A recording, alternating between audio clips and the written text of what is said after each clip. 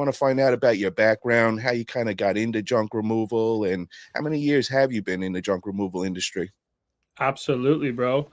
Well, how's it going, everybody? My name is Ivan. I am Slavic.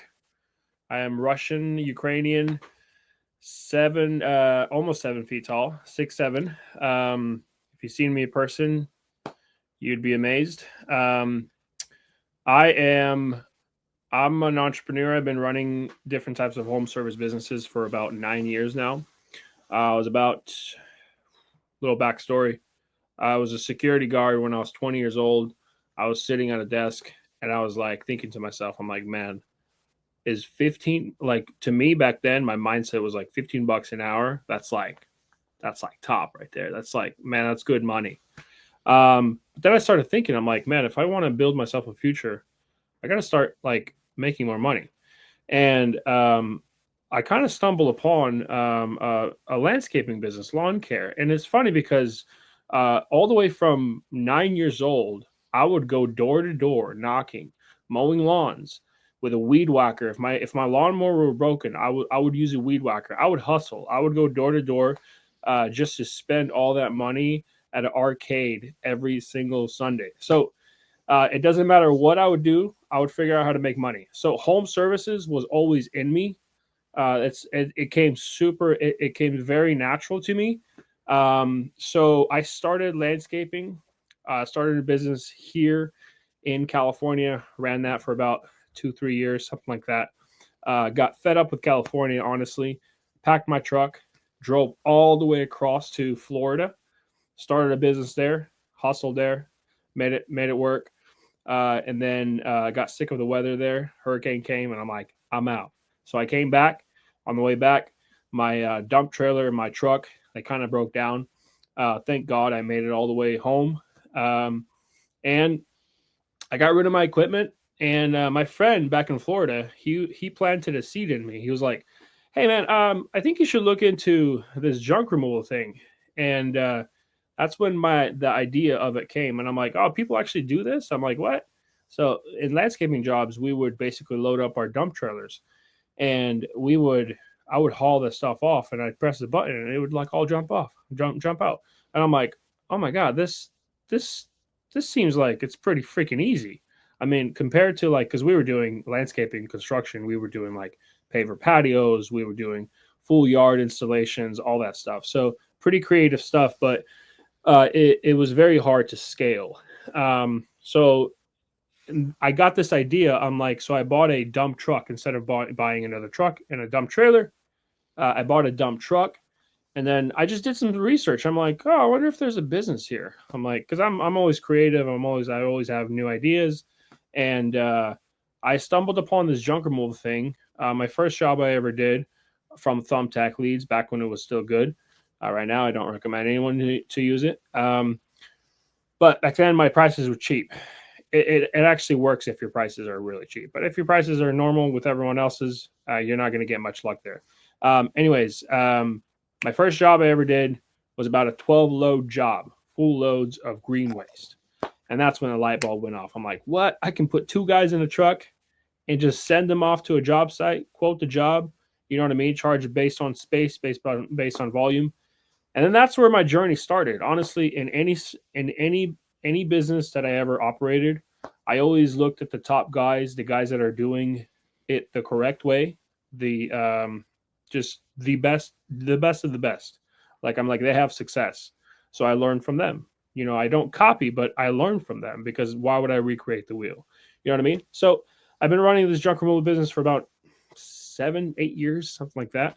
Eventually, you just stop counting. You know, time just flies.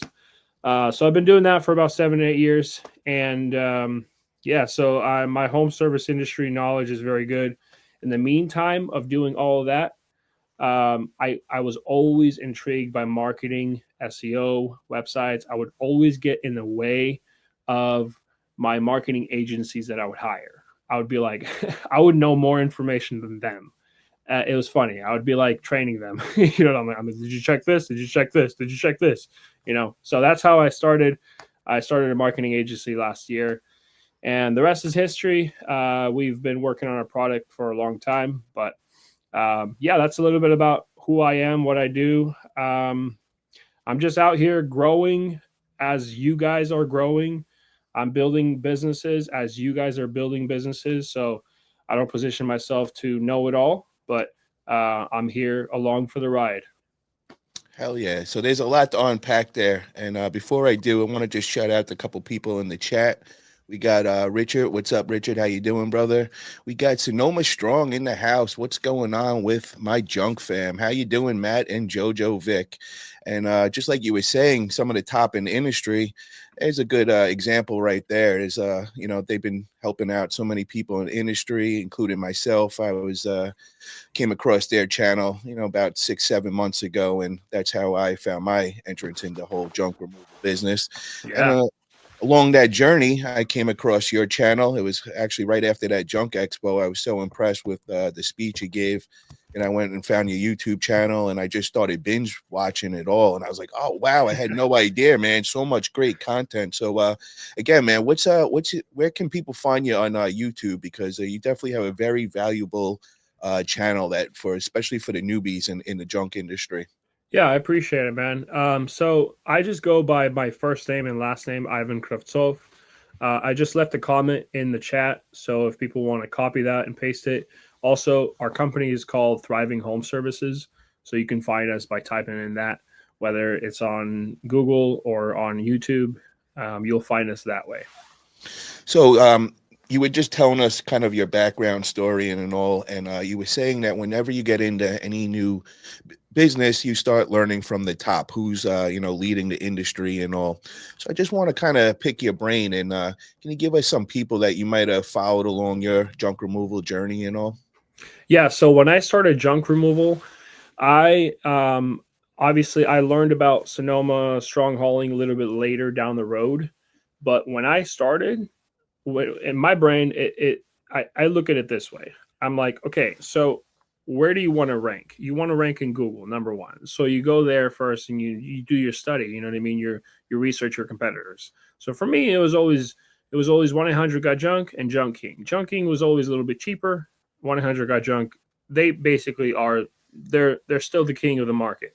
So what I mean by that was I started to learn from them. I'm like, okay, well they charge based on volume. This is how they charge.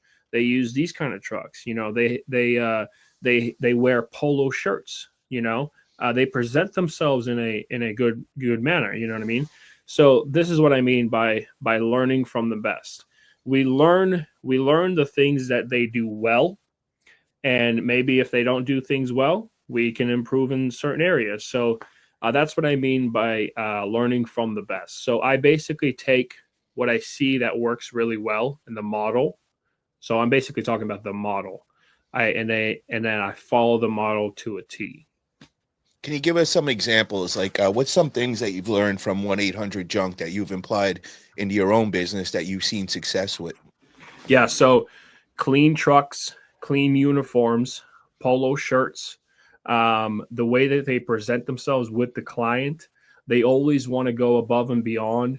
And they basically want to make themselves look like they're not even supposed to be in the junk removal industry. They're like in sales, you know what I mean? Because that's what they are. They're a sales company. Um, Basically, professionalism, just customer relationship, customer service. Those are the things that I've learned from them, and that's about it, honestly. And because I came from growing already other businesses like landscaping businesses, I basically already had some knowledge of business going into it, and then you just learn from other business people. It doesn't have to be in the same industry. So I what I did is I read a lot of books, Profit First, all that stuff. So How did you get started? Like, I know you said you were into landscaping before, and you kind of just went and got a dump truck and started from there. But what I mean by is, what kind of marketing strategies did you do? Was it just kind of organic, word to mouth, yard signs? Were you depending on digital marketing? Where were you putting most of your Yeah. time and effort? Yeah. So I tried, I just about tried all types of marketing methods that you can probably think of. I tried everything, everything. Um, so in landscaping, what worked in landscaping oftentimes back then was Home Advisors, Angie's List, even though it's super expensive, but it worked. It got you jobs, it kept you busy. So back then it was those things. Thumbtack leads normally worked. And then we'd have a website. We pay for a website, and then somehow we'd get found on website, and then we'd get leads from there. Um, I would always, from the get go, I would always be obsessed about SEO. Websites, SEO, I would be obsessed with it. Any sort of digital, um, like your business representation of your business online, I would be always obsessed with it. I would always figure it out. I'm like, okay, this is what needs to happen. Like this needs to be absolutely the best, because I knew that like Google's traffic was ridiculous. So when I started a junk removal business, I did a little bit of Thumbtack, got a little bit of leads from there. And then I started building websites. We built a bunch of websites. I was actually back then. I was actually the first client of JRA, so they basically called me up and we started running Google Ads with them. And back then, Google Ads was really really good. And then So hold on, let me hold you up for a minute because I want to kind of like digest it all. So when you first begun, did you have capital or were you kind of lean with cash and all, and you had to kind of oh, save? super lean. Okay, so Super lean. So my backstory was I came from a family poverty, not a lot of money, and I'm still taking huge risks with finances. I'm still growing. Still not very like successful the way that I want to be. I've had some success, obviously, um, but back then, very very limited amounts of money. So everything that would come in, I would take and I would just put it back into the business, back into the business, back into the business. Back into the business back then meant like either spending it on Google Ads or spending it on leads, something that would keep the ball rolling, keep the ball rolling. So that's what I so did. what I meant also was like, you have to pay for a website, or did you make your own website at the beginning? No, no, I always found companies that I hired for that to build websites. So I would, who knows? I don't remember how much I paid back then. But JRA built me a website before in the past. I spent a shitload of money with them. They honestly, nothing bad to say about them, but mm, they didn't really know what the hell they were doing back then. Honestly, they'll tell you that themselves. So how long did it take for you to start, getting business, start where your phone just started ringing on a regular basis, or did it just happen right away for you? My process of growth was very slow, especially in the market that I'm at, Sacramento. Very difficult market to crack. It's always been a very difficult market. The saturation here is through the roof, and it's just a tough market. It's just a tough market. So, uh, I mean, jobs basically. I'm a go getter. So I would basically go out and I'd hustle. I'd figure out ways to get business. How I did it, who knows, man. I did flyers, I did door hangers, I did anything that you can think of, but most of the time we relied on Google Ads. And most of the time back then, when you started running Google Ads, it worked pretty well. Like leads started coming in, like pretty, yeah, like pretty much on autopilot. Yeah, back Can you then. give us an idea of how much you were dropping on Google Ads weekly at the beginning? Oh, in the beginning, man, it was a lot, dude. It was probably like like two to 3,000 per week. And how were you affording this at the beginning? Well, it You was were just paying. It was paying for itself. okay, okay. Yeah, it, Uh, it would were- it would it would basically pay for itself. We would be getting jobs from it. Yeah, And was it being profitable at that back then, markup, yes. or you were kind of But breaking even? yeah, back then it was profitable. It definitely. breaking even. I mean, after bills, after obviously my own bills that I had to pay, definitely breaking even. Yeah, it was never like, oh wow, there's like such a huge amount of cushion that you live off of. Back then, it was actually a lot easier to run Google Ads. Right now, holy crap! Like yeah, no matter what anyone tells you about Google Ads, man, it's like you need some cash to run What those what things. what has changed? Is it the saturation of the industry? I've heard, I've, this is just what I've heard. This is not proof. I've heard Google raise their rates 3x. I've heard and this you can, and they've been basically, if you do the study of like Google search and how they're like, they're doing less and less organic results. They're doing more and more ads. You have Google local guaranteed ads. You have Google search ads. You have the three map pack, and then with the one ad in there. So there's a lot of ads, man. And they're going, and then on different searches, they have a completely different format where it's not like we see it when we search for junk removal. It's something completely different. Um, so, and then, let me backtrack. So lots of ads, and Google is, now this is not facts. This is just opinion. Google is capitalizing on their ownership of the search volume that they have on the business side of things. So, and they, and this is what I've heard again from pretty high sources, that they've stopped working on their product. They've stopped developing. They're basically too big to fail. That's how they look at it. So they're just maximizing their profits on Google Ads, and yeah, that's what I heard. I've heard they actually raised their rates without telling people because nothing has changed. If you understand the bidding structuring of Google Ads, like yeah, there is going to be, some people, if the market is saturated by Google Ads, um, the cost per bid will go up, but like it is right now, I don't know. I don't know. And so the lead quality is worse now too. Not just the cost per click and cost per acquisition.